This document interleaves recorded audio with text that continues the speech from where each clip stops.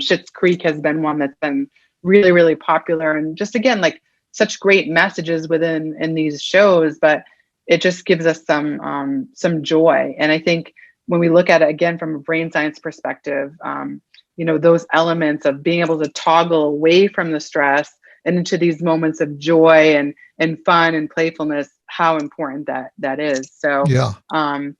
I love talking about it. Thank you. Like, I love your vision for me. And I did write a monologue about that. I just haven't performed it yet. So I'll have to keep you posted how that emerges. Do that. But I think, yeah, I think it is. I think after doing, I've served as a therapist for over 20 years. So it's like there's a lot of stories, and you do have a really good eye into the human mind and human perspective.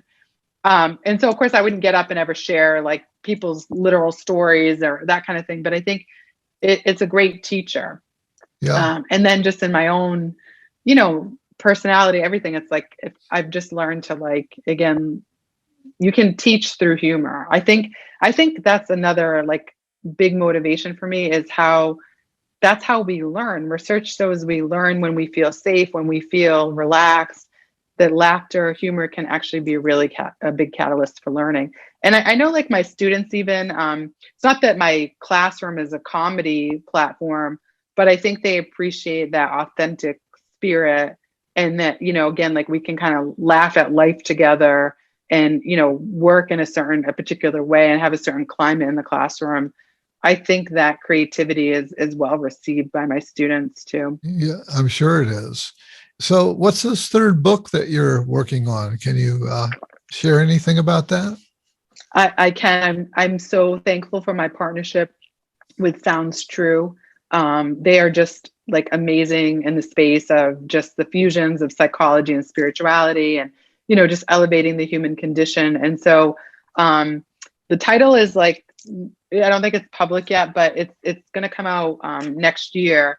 And it's really about risk taking and how that leads to resilience. So as you can imagine, some of this comedy discussion is in the book, but it really focuses on, how risk is often pitched as, or bravery is pitched as something that, like, risk is like going to lead to disaster. So people sometimes think of, like, gambling or other like high risk behavior.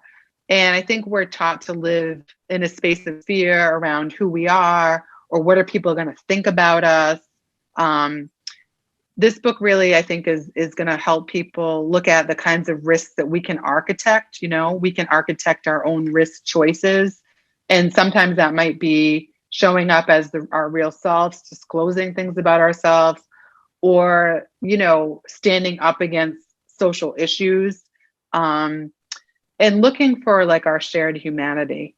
And so I really tackle a lot of pieces around how society is really eroding our well-being, whether we look at, if we're constructing our identity, for example, on how many likes are on our feed, or, just all those kinds of pressures of today, that we're looking at it as, let's architect our own experiences and take chances where they're worth taking to get to that place where we're leading a values-driven life, and a life that's really the one that we're meant to live, not the one that everyone says we should live to be so-called successful.